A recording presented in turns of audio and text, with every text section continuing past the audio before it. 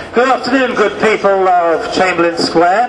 We are redsky.uk.net. We are a registered charity. We have two purposes in life. One is to help victims of severe weather conditions, and also the other one is to make people aware that global warming is all in the Bible.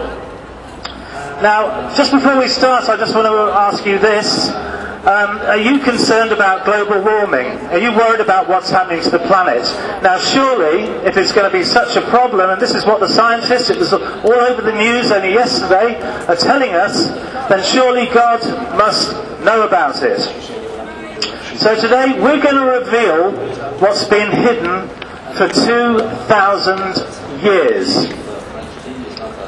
So before we start, I just want to show you a couple of scriptures. Okay, I'm not going to read all the way through them, but here's one of them. It tells us that there are going to be great earthquakes, famines, pestilences in various places, and fearful events. Now, isn't that what we're seeing in the world right now? Also, in the New Testament, in the book of Matthew, it says the sun will be darkened and the moon will not give its light. Now, you might wonder how that can be. Well, we're going to show you that today. Okay, in Joel chapter 2, which is the Old Testament prophet here, he's saying that there will be blood and fire, billows of smoke, the sun will be turned to darkness and the moon to blood. Now you might be wondering how the moon can turn blood red. Well, we're going to show you that today as well. And again in 2 Peter, the Bible tells us that the world was destroyed by water. Now that's talking about Noah's flood. And then it says, but the present heavens and earth are reserved for fire. Now is that talking about global warming? Well, in a few moments you'll find out. And here we're told in the Old Testament, again looking at this time that we're living in now, that the moon will shine like the sun, and the sunlight will be 7 times brighter. Now you might be wondering how that can be. We're going to show you that too.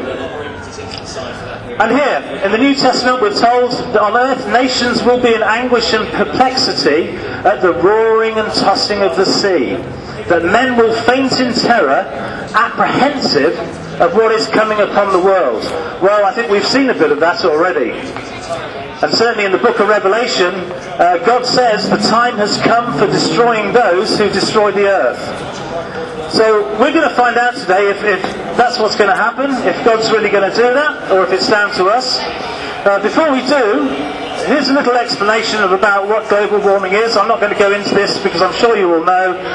But basically, the greenhouse gases that we're giving off, or have been doing so for the last 250 years, since the beginning of the Industrial Revolution, they trap heat. The more fuels that we burn, the more gases are given off, the more heat is trapped, the hotter it gets, and so on. And although that's a problem, and that's what we're being told about on the news at the moment, that isn't actually the biggest problem. The real problem is this. It's methane hydrates.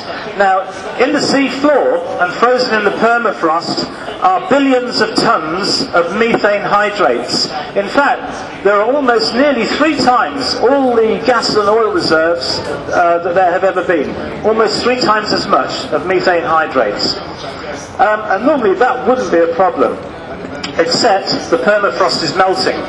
Now I don't know whether you know this, but there's actually a peat bog in Siberia at the moment. It's the size of France and Germany combined, and it's giving off methane at a very rapid rate. Now, as the Arctic regions defrost, then what will happen is the methane on the sea floor will be given off. And you can see here this map of the world. The little triangles represent the billions of tons of methane deposits. Now, what happens when methane gets in the atmosphere? Well, first of all, methane is nearly 30 times more effective at trapping heat than carbon dioxide. So if you think things are getting hotter now, just wait till you see what happens in the next few years. Now, when the methane gets up into the atmosphere, as it comes up from the sea floor, this could cause ships just to sink, because ships aren't designed to float on water and gas. And a plane flying through a cloud of methane, laboratory tests have shown that the engines will just stop, so it's going to bring aviation to a halt. Now, not only this, of course, it affects wildlife. And just in the last couple of weeks, there have been reports in Australia, in Texas, in Russia, of thousands of birds mysteriously falling out of the sky dead. And it could well be that they are victims of methane poisoning. But not only that, what happens in a thunderstorm when a cloud where methane is present? Okay? Well, the answer is this. And this appears in the book of Revelation in chapter 8, and the Bible says that a third of the planet is going to be affected by burning hail. Now this is a genuine picture of frozen methane hydrate, okay? And the way that it works is in a thunderstorm, when you get a hailstone forming, if there's methane present, the methane is drawn into like a lattice work of ice and it's locked in. Then what happens is you get a flash of lightning that ignites the hailstone and it falls to earth. The next part of the cycle is you get all of this burning vegetation. And burning vegetation that's in clay soils, you get tiny little red particles being driven by the heat back up into the atmosphere, forming into hailstones again with the methane, and this time the hail looks like it's mixed with fire and blood. And that's exactly what the Bible says is going to happen. Now you might be wondering when this is going to happen, and I can tell you that as well. We've got about 9 years till we start seeing this event happen around the planet. 9 years. Next, the Bible tells us that there's going to be a huge disaster. There's this volcanic mountain just off the Canaries, off the west coast of Africa. And the Bible tells us that the west face of this is going to crash into the sea. Basically, there's going to be a volcanic eruption. That's going to send a tsunami across the Atlantic.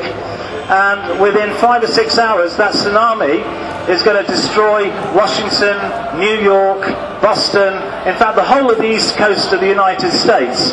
And if I just sort of flip over here, you can see there the path the tsunami is going to take. Now, if you want more information about this, you can get on our website at www.redsky.uk.net, and there's a book all about this that you can download. It's free. Okay, it's free. If you've got an A4 printer, you can print it out and assemble it. Now, not only that, but when the tsunami hits, it's going to draw a lot of pollution with it back into the sea, and that's going to form what's called a red tide. Okay, and eventually these red tides will spread right across the Atlantic and kill everything in it.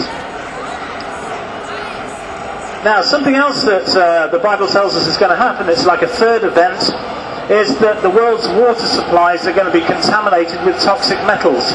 This is already happening to some degree because of acid rain. Locked into the geological structure of the ground, we have metals such as aluminium, arsenic, beryllium, and so on and so forth.